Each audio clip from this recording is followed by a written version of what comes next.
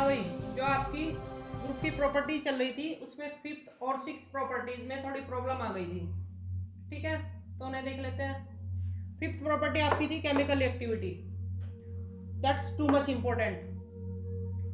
Group की सबसे important property है chemical reactivity across a group. जब आप डाउन टू द ग्रुप जाओगे तो केमिकल रिएक्टिविटी आपकी कैसे वेरी करेगी, कैसे चेंज होगी। रट्टा नहीं मारना है। पहले की तरह क्या ले लेते हैं, एग्जांपल ले लेते हैं। Li Na K RbCSFr 3 से हो जाएगा काम। एटॉमिक नंबर लिख लीजिए।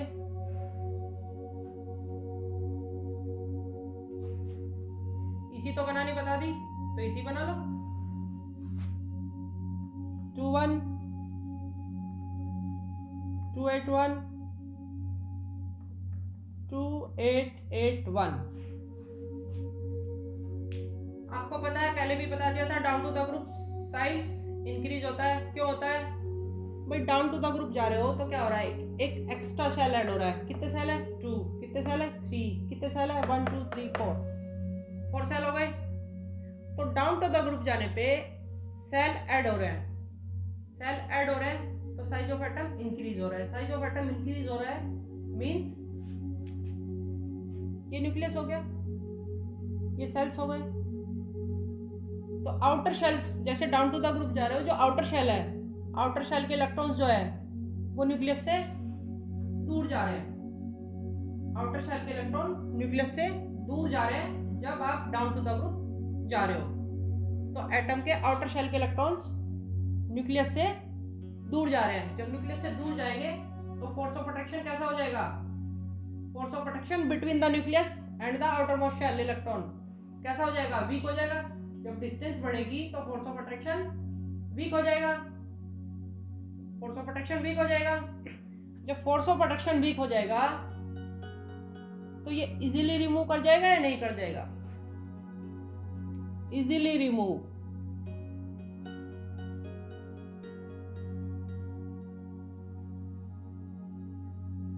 जब इजीली रिमूव कर रहा है तो क्या करेगा? ज्यादा रिएक्टिव होगा या लेस रिएक्टिव होगा? ज्यादा रिएक्टिव होगा। जितनी जल्दी इलेक्ट्रॉन निकल के भागेगा, भाई रिएक्टिविटी किस पे डिपेंड करेगी? इलेक्ट्रॉन जो जितनी जल्दी लूज कर देगा, मेटल की बात चल रही है, जितनी जल्दी मेटल इलेक्ट्रॉन लूज करेगी वो उतनी जल्दी दूसरे के साथ कंबाइन कर देगी। ठीक है। Outer down to the group जाने पे एक्स्ट्रा शेल ऐड हो रहे हैं। Distance between the outer shell and nucleus वो इंक्रीज हो रही है। डिस्टेंस बढ़ी तो फोर्स ऑफ अट्रैक्शन घटा। फोर्स ऑफ अट्रैक्शन घटा तो इलेक्ट्रॉन इजीली रिमूव हो जाएगा। इजीली रिमूव हो जाएगा तो रिएक्टिविटी इंक्रीज हो जाएगी। Down to the group reactivity increase हो जाएगी। ये मेटल्स की बात चल रही थी भैया, इसीलिए तो इंपॉर्टेंट है। नॉन मेटल के केस में, नॉन मेटल के केस में देख लेते हैं चलो क्या होता है भाई। नॉन मेटल के केस में भी तो शेल जो होंगे एक्स्ट्रा शेल ऐड होंगे नॉन मेटल के केस में। तो नॉन मेटल के केस में देख लेते हैं।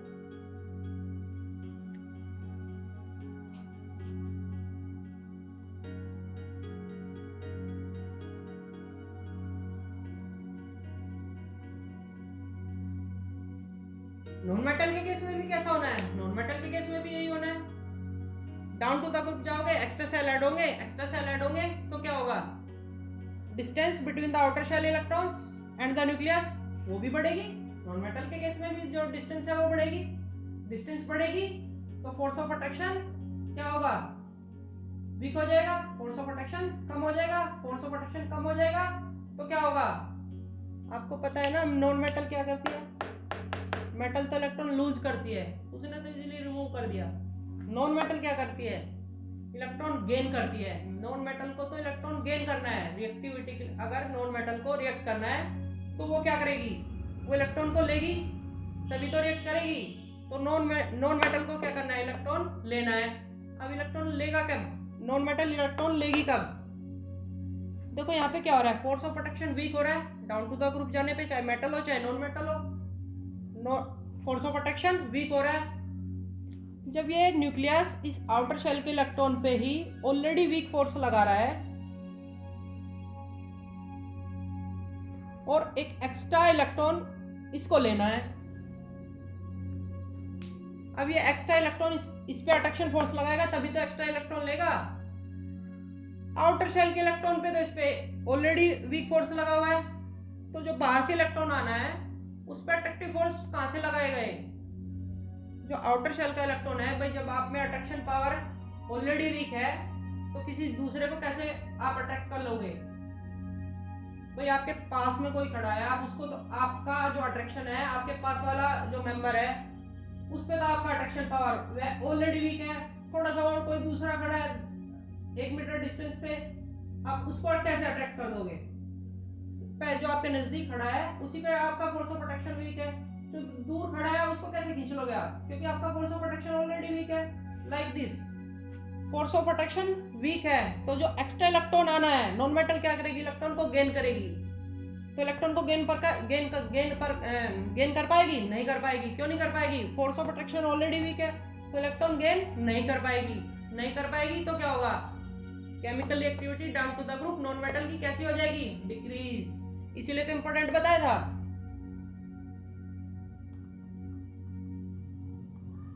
डिक्रीजेस। क्लियर हुआ?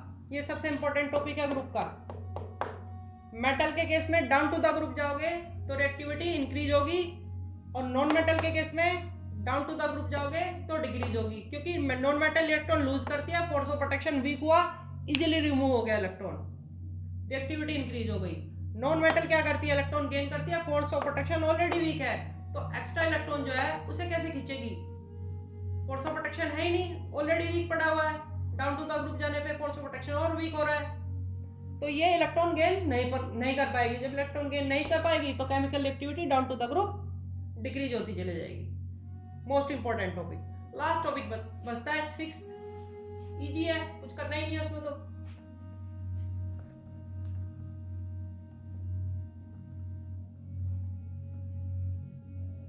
Nature of oxides.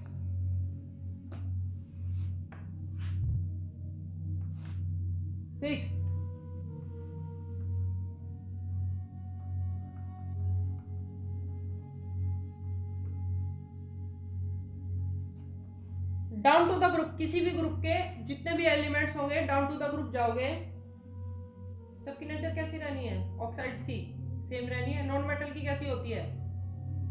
Acidic. Metal की कैसी होती है? ऑक्साइड्स की नेचर बेसिक। तो ग्रुप में जो नेचर रहनी है ऑक्साइड्स की वो कैसी रहनी है? सेम। इसमें कुछ नहीं करना है आपने, मसलन रखना है कि ग्रुप में डाउन टू द ग्रुप कोई सा भी ग्रुप हो उसके सारे एलिमेंट्स की नेचर कैसी रहनी है? सेम रहनी है। मेटल है, मेटल की ऑक्साइड्स की नेचर आपको पता है कैसी होती है? बेसिक होती है। नॉन मेटल की कैसी होती है? ऑक्साइड्स की नेचर एसिडिक होती है। तो down to the group nature of oxides कैसी रहनी है? सेम रहनी है। आपकी प्रॉपर्टीज हो गई भैया ऑक्साइड्स की, उसकी सॉरी ग्रुप्स की भी हो गई और पीरियड्स की भी हो गई। अब इन्हीं पे बेस आप न्यूमेरिकल करोगे। न्यूमेरिकल करने से पहले आपको सबसे पहले क्या आना चाहिए? पीरियड नंबर और ग्रुप नंबर फाइंड करना आना चाहिए। अगर वो करना नहीं आता तो कुछ नहीं आता। सबसे पहले तो बेसिक तो वही है, चलो पहले वही सीख लेते हैं। बड़ा इजी है, कोई हार्ड काम नहीं है, बड़ा इजी है।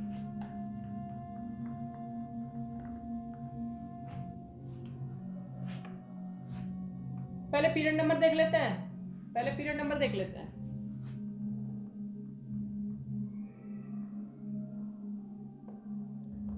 पीरियड नंबर जो होता है वो किस पे डिपेंड करता है? सेल पे डिपेंड करता है। लाइक एग्जांपल ले लो,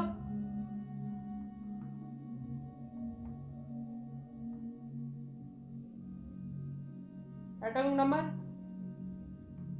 2 1 इसी बना लो। Electronic configuration 2 8 1 2 8 8 1। क्लियर? कितने सेल्स हैं चेक करना जरा। 1 2 कितने सेल्स हैं? 2 सेल्स हैं। कितने सेल्स हैं? 1 2 3। नेक्स्ट में कितने सेल्स हैं? काउंट कर लो। 1 2 3 4। पीरियड नंबर कितना हो गया?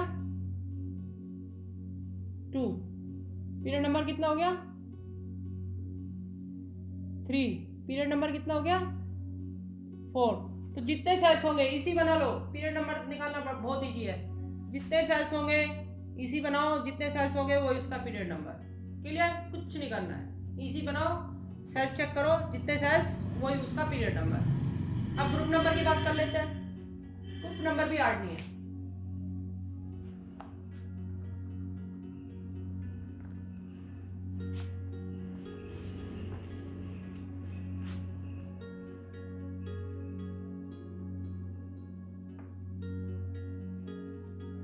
ग्रुप नंबर क्या होता है, किस पे डिपेंड करता है?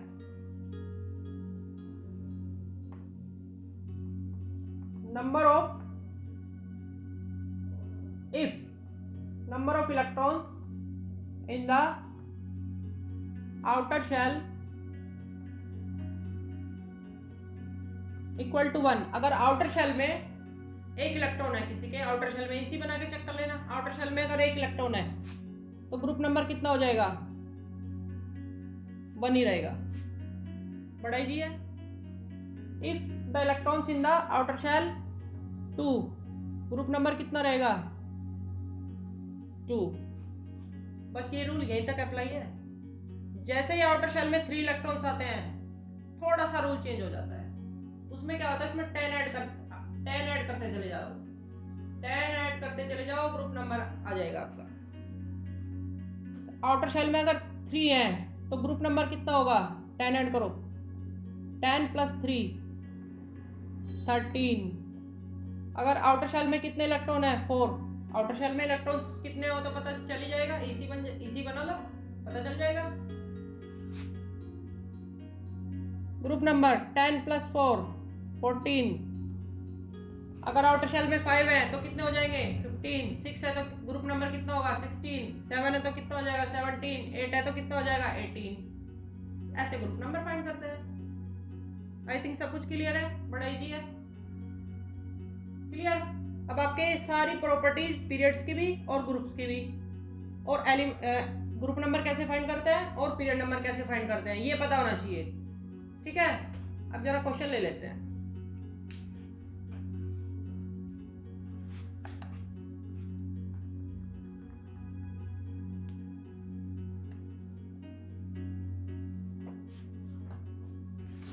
ये आपका लास्ट 2020 में बोर्ड में आया था, इसी चैप्टर का क्वेश्चन है।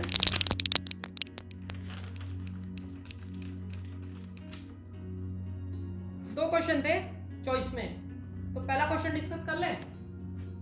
ये आपको टेबल दे दिए,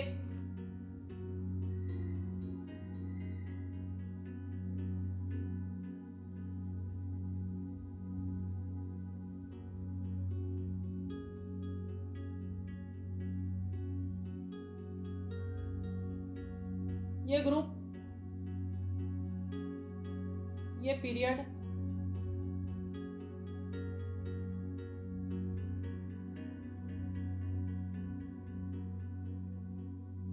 वन 2 3 to 12 13 14 15 18 तक है, 16 17 18।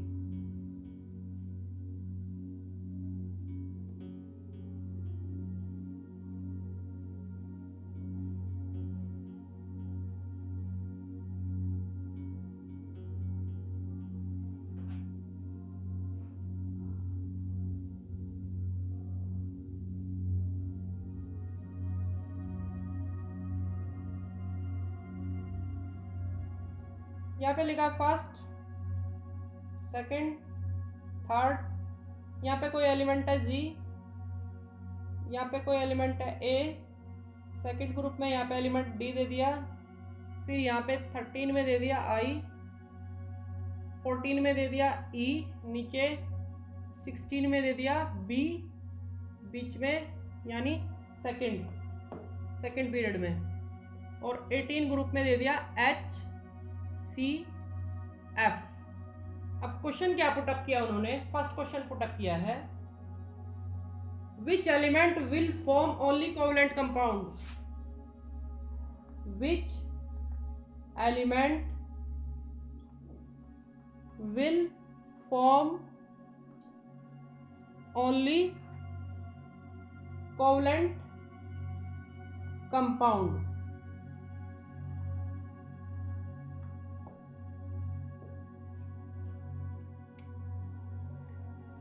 कौन से एलिमेंट में चेक करना है? ये जो एलिमेंट्स आपको गिवन है AGDIEBC, इनमें से चेक करना है कि कोवलेंट कंपाउंड कौन फॉर्म करेगा.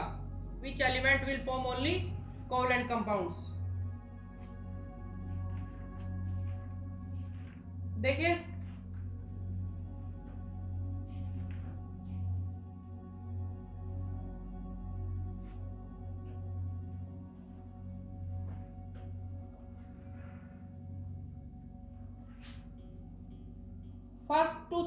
फर्स्ट सेकंड 3 to 12 यहाँ दे दिया. इसमें तो कोई एलिमेंट ही नहीं है. कैसी है? मेटल.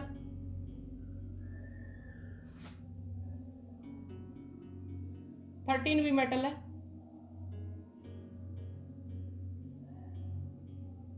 नॉन मेटल में आ जाते हैं.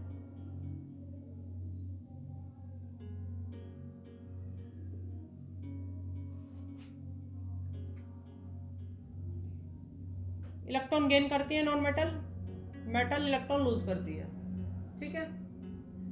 ग्रुप नंबर 14 जो आपको दिखाई दे रहा है ना, ग्रुप नंबर 14 में क्या आता है? सिलिकॉन भी आता है. इसकी वैलेंसी कितनी होती है पता है? 4. और ये हमेशा क्या करता है? कोवलेंट कंपाउंड फॉर्म करता है. Group number 14. तो आंसर क्या आना चाहिए? ई. सेकंड क्वेश्चन ले लेते हैं.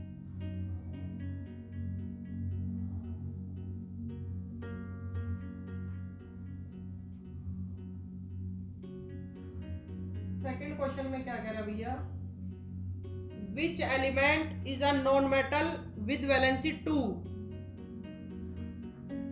Which element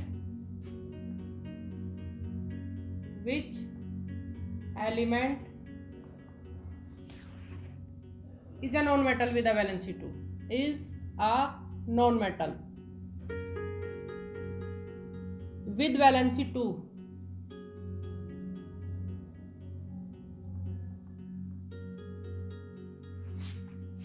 With valency 2. Non metal आपको पता है 14 से लेके 18 तक. नोबल गैसेज होता है 18.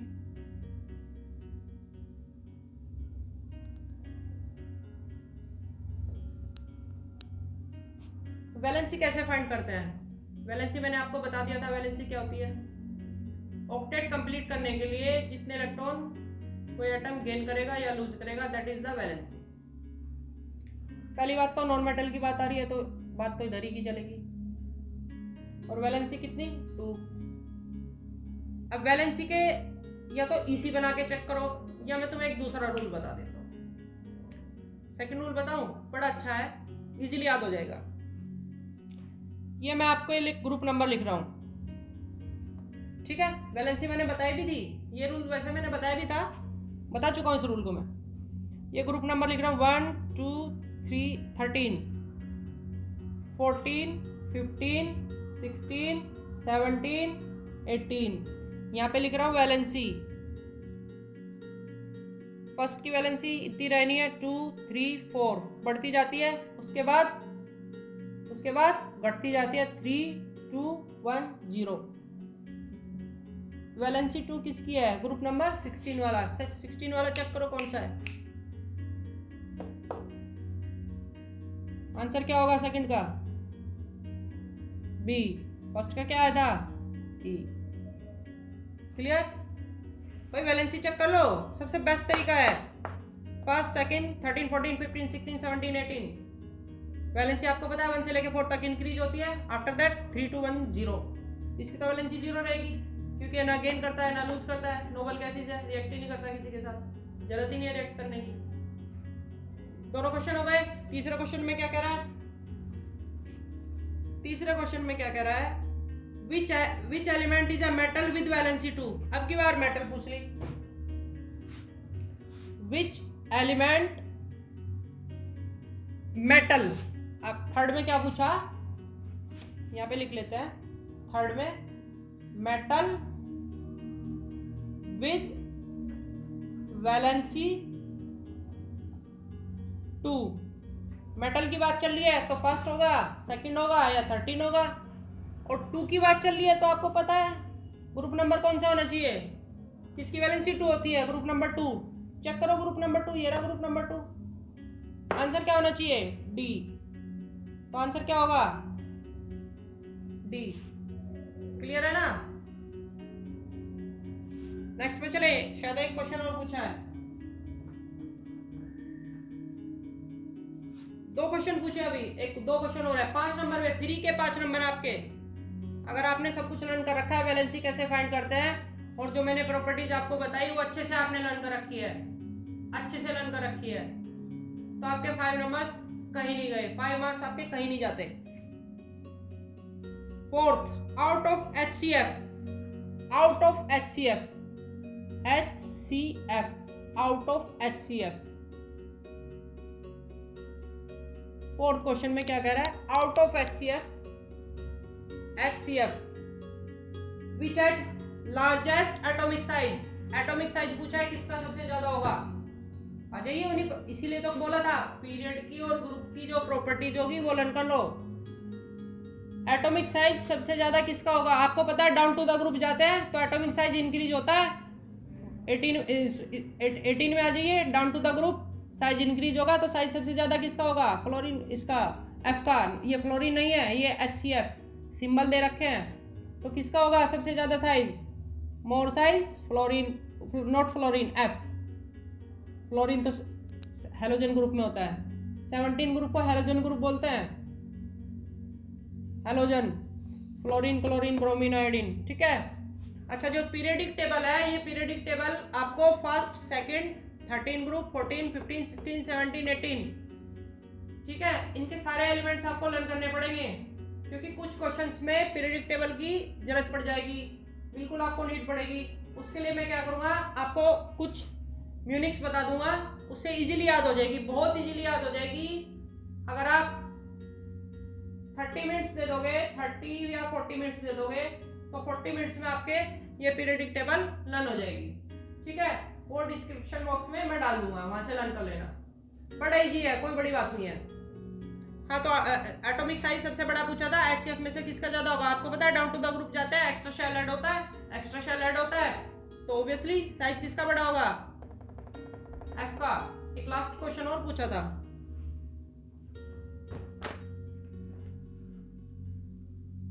To which family does HCF belong,